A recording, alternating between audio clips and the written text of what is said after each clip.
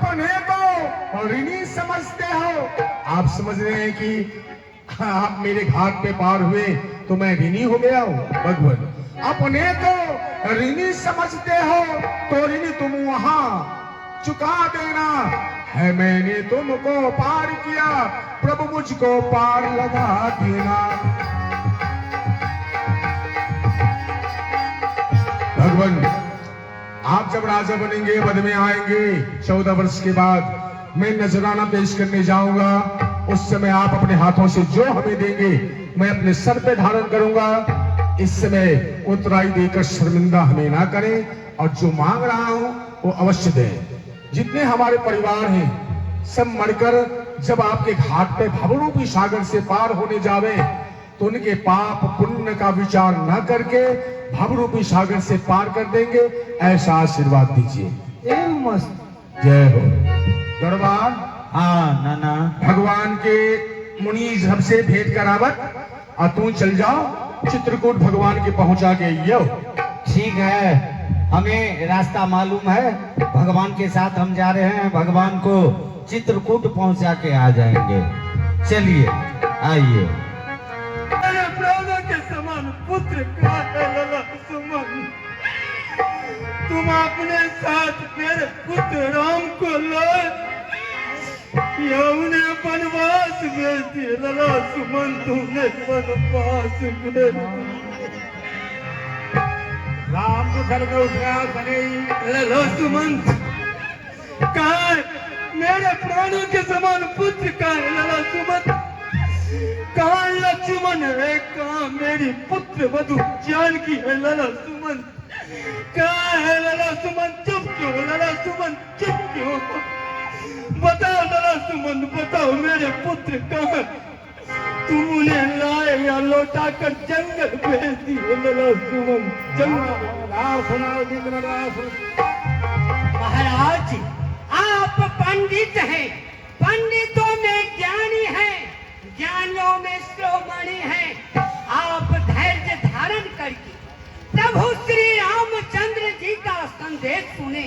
प्रथम बास तम साकियो, दूसर सुरसरी तीर, नहाए रहे जलपान किए, सिए सहित रघुवीर। प्रथम बास तो प्रभु श्री रामचंद्र जी तमसा के किनार किए। फिर सुबह होते ही सिंह बेड़पुर पहुंचे। केवट ने भली भांति उनके स्वागत किए। कठौता में गंगा जल भर के लाए, चरण पखारे, चन्नामृत पान किए।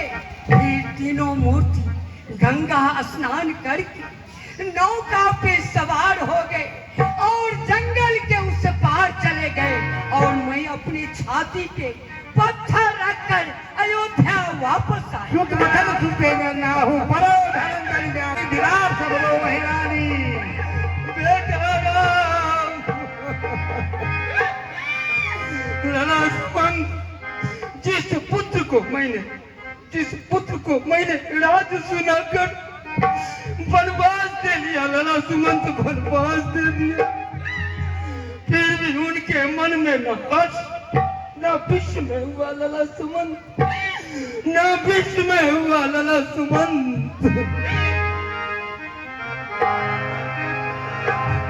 लला सुमन, अगर राम नहीं आए तो मैं नहीं बच सकता लला सुमन।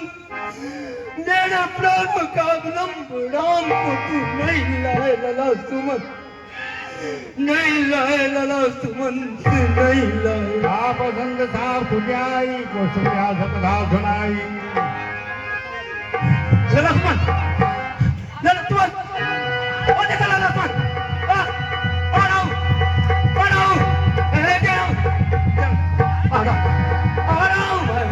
आ रहा हूँ, शांतनु मैं आ रहा हूँ, ज्ञानावती मैं आ रहा हूँ।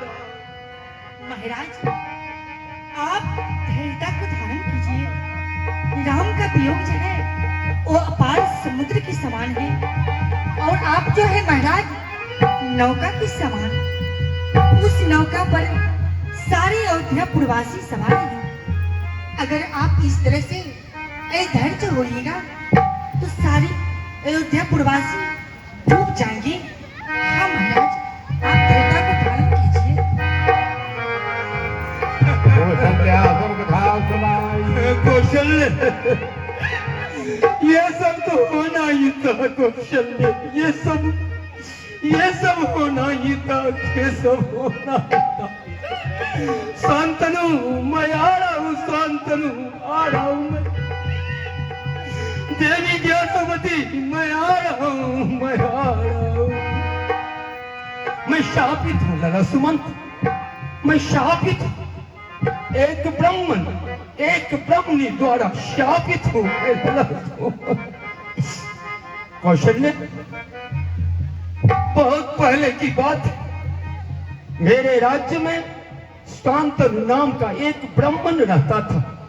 उनकी पत्नी ज्ञानावती, उन्हें पुत्र नहीं होता था। उन्होंने पुत्र के लिए नैमिषारण्य तीर्थ में जाकर अनेक तपस्या की। चतुरानंद ब्रह्मा प्रकट हुए कि तुम मुझसे वरदान मांगो। हाथ जोड़कर दोनों प्राणी ब्रह्मदेव से कहे मुझे पुत्र दीजिए, मुझे पुत्र होने का वरदान दीजिए। पुत्र नहीं शांतनु, नहीं, तुम्हारे भाग में पुत्र नहीं है। अगर आप मुझे पुत्र नहीं देंगे ब्रह्मदेव, तो मैं आत्महत्या कर लूंगा। ब्रह्मदेव, मैं आत्महत्या कर लूंगा। ब्रह्मदेव को दया आ गई। ब्रह्मदेव बोले मैं तुम्हें पुत्र दे सकता हूं, लेकिन पुत्र देते ही तुम दोनों अंधे हो जाओगे। यदि इस शर्त को स्वीकार करो तो मैं तुम्हें पुत्र दूंगा। दंपत अंधे होने के शर्त स्वीकार कर लिया। उन्हें पुत्र हुआ। वो पुत्र का नाम श्रवण कुमार रखे। श्रवण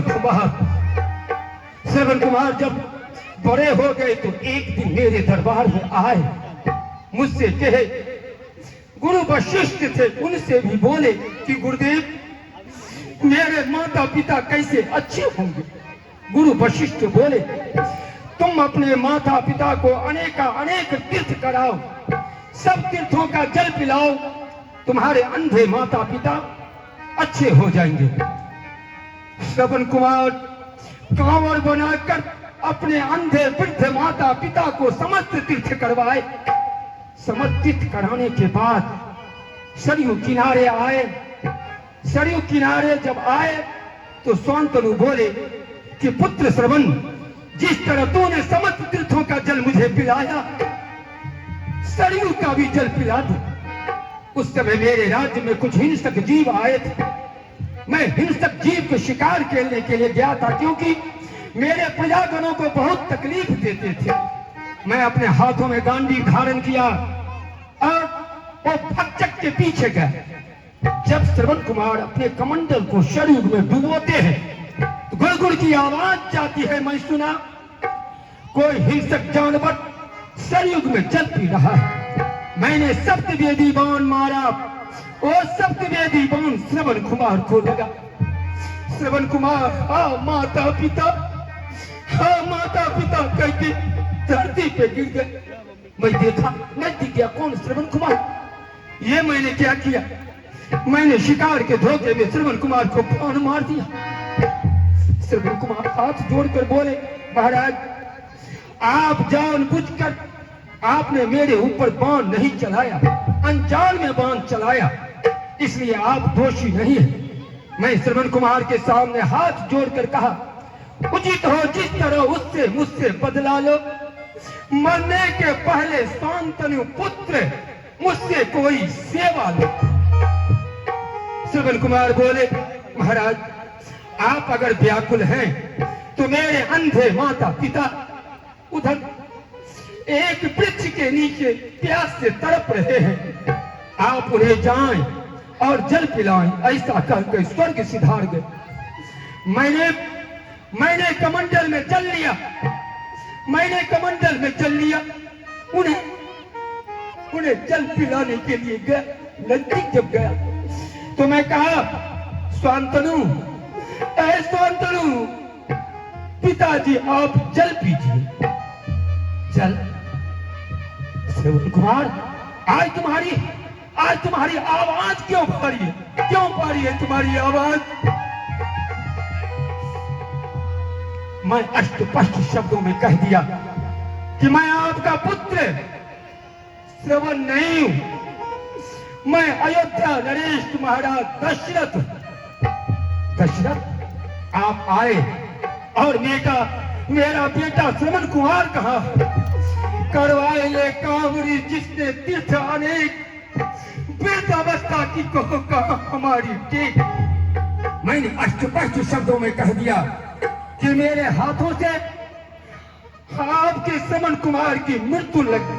मैंने शिकार के धोखे में बाण चलाया और वो बाण आपके पुत्र तक और वो स्वर्ग सिधार गया।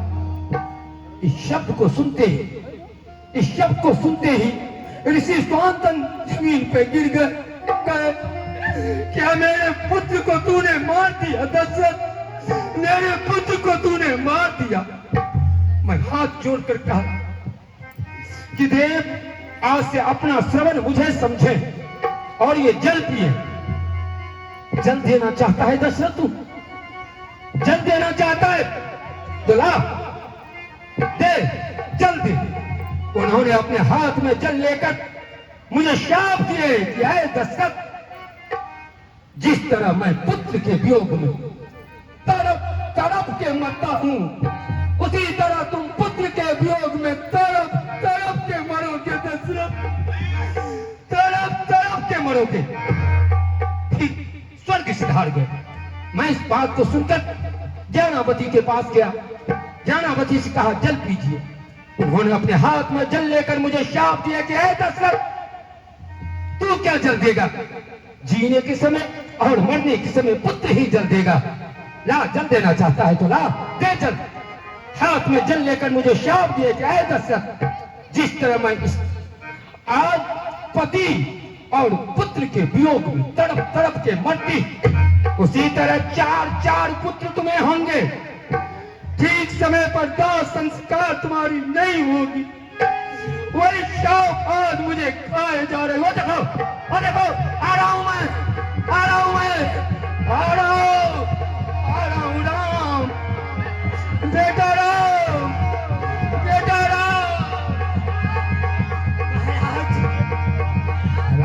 राम कही राम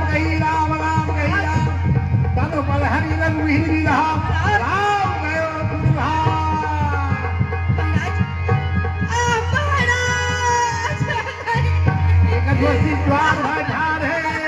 में ज्ञानी है, धैर्य धरिए महाराजा दशरथ। और सुनो, ये चिंता छोड़ो, सभी आया है और सभी जाएगा। महाराजा दशरथ के लिए चिंता करना ठीक नहीं है। जाओ सुमन, कर्ज करो।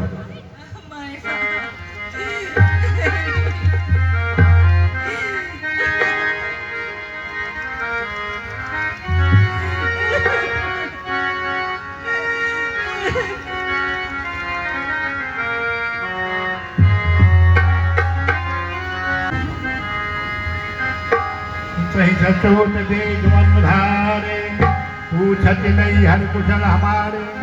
कहो बेटा, मेरे नैहर का कुशल कहो। सब कुशल तो है ना? हाँ पुत्र, बोलो। माताजी, मामा के यहाँ तो सभी प्रकार से कुशल ही कुशल हैं। माता, अब तुम मेरे कुल का कुशल कहो। मैं पिताजी को नहीं देख रहा हूँ, प्रभु श्री राम को नहीं देख रहा हूँ, और माते को भी नहीं देख रहा हूँ। तो लोग कहाँ गए? बात में सगर सवारी भई मंथरा सहाय बिचारी। हे पुत्र, मैं सारी बात को संभाल कर रखी थी। मंथरा ने कुछ सहायता किया। तुम्हारे पिता जो है वह स्वर्गवास हो गए।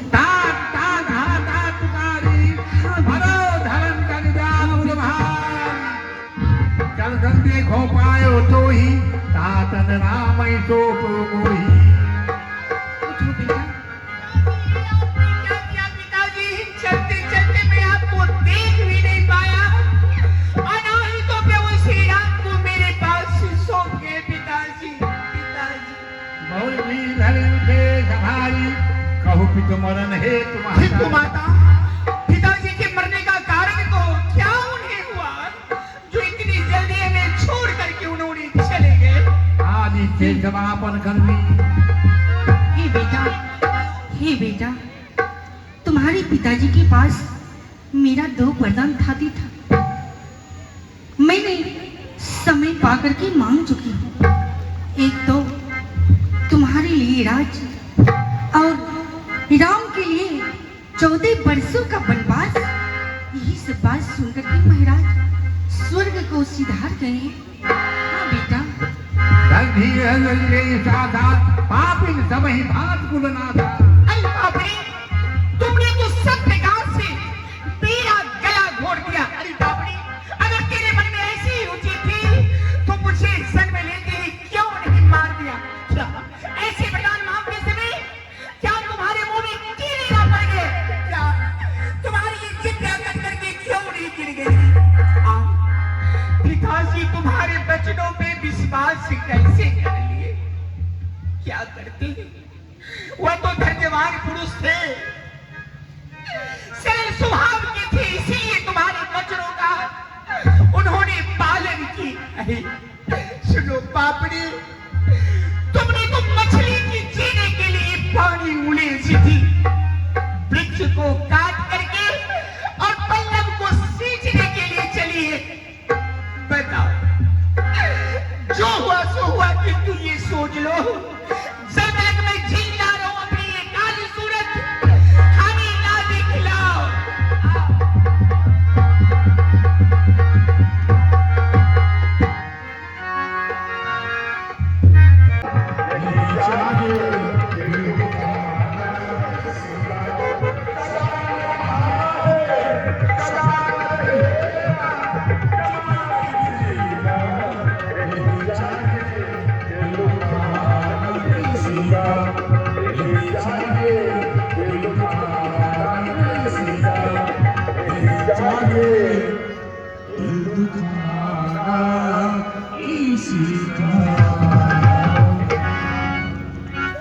भक्ति में प्रस्तुति आपने सुना, अपने जीवन में इस भजन को उतारेंगे तो बहुत फायदा ही फायदा है। तो चलिए, भगवान का दरबार लगा हुआ, आरती का समय हो चुका है और आरती के तुरंत बाद लीला का दर्शन हम सब मिलकर करेंगे। तो चलिए, भगवान श्री राम जी के दरबार में हम शामिल होते हैं। जिन भक्तों को भगवान के दरबार में शामिल होना है, पत्रम फूलम जो भी श्रद्धा विश्वास से फलदायिकम। विश्वास नहीं मन में है तो हम कुछ नहीं है। तो विश्वास के साथ जिन्हें ये श्रद्धा हो कि हम भगवान की आरती में शामिल हों, भगवान की आरती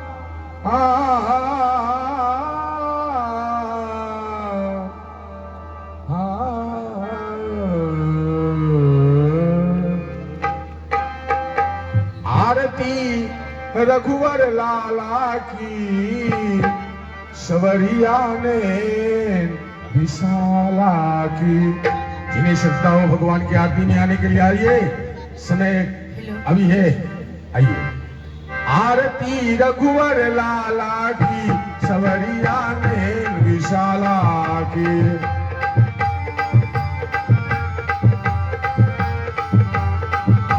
आरती रघुवर लाला की, सवरिया ने विशाला की।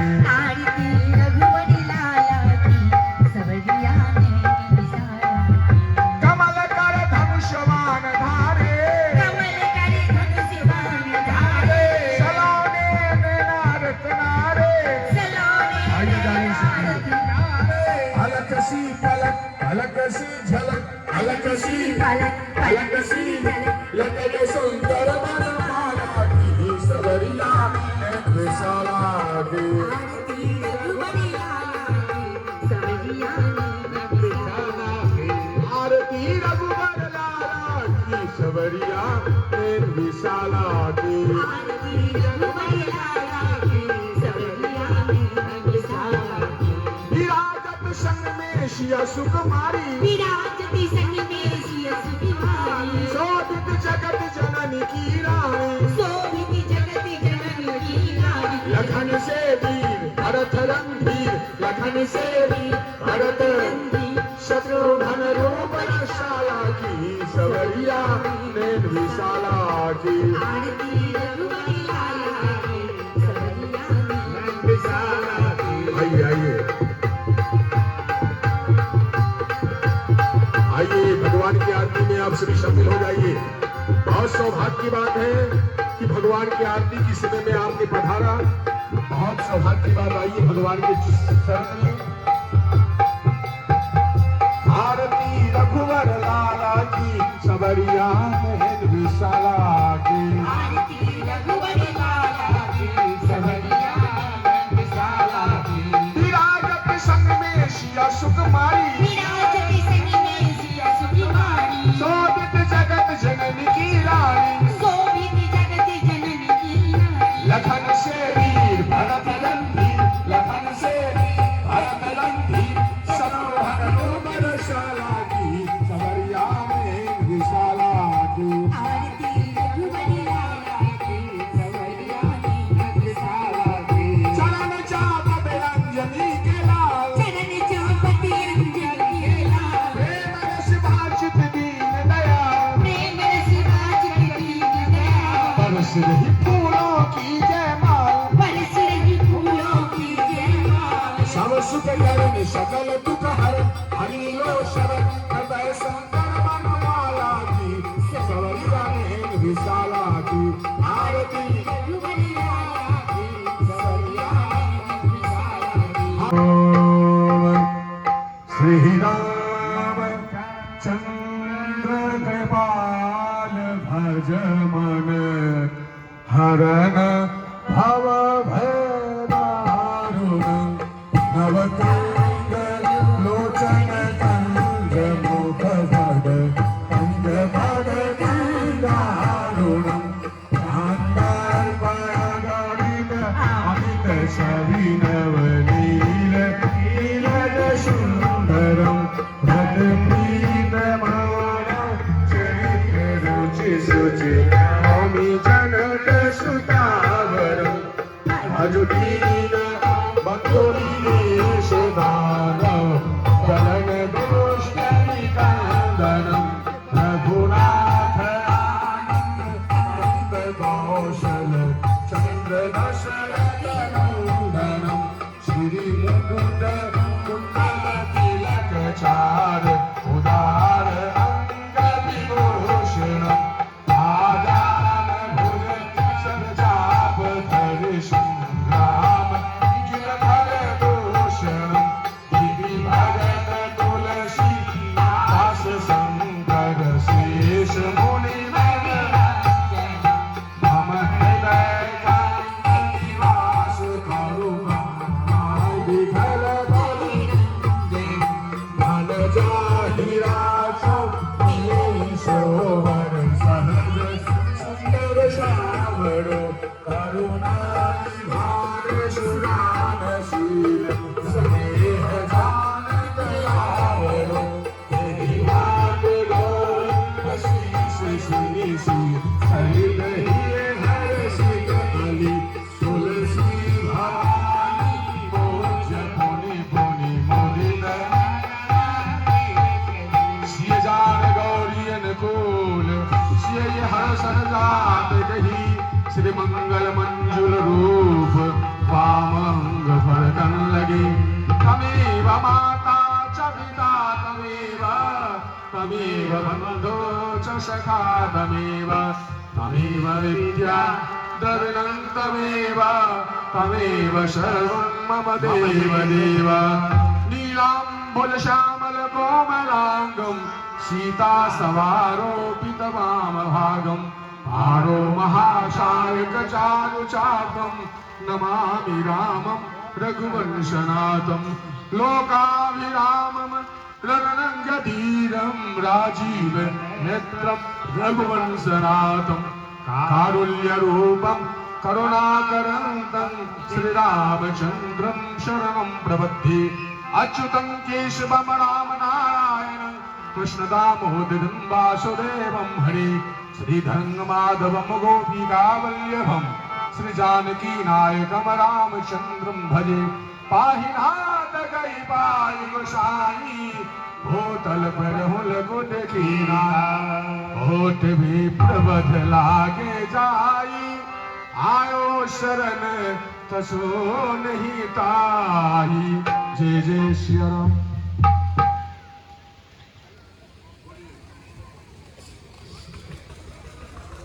संस्कार गणमामयी उपस्थिति के साथ मौजूद हैं श्री सुरेश चंद्र तिवारी जी, पूर्व विधायक कैंट। एक बार जोरदार तालियों से माननीय विधायक जी का सम्मान करें।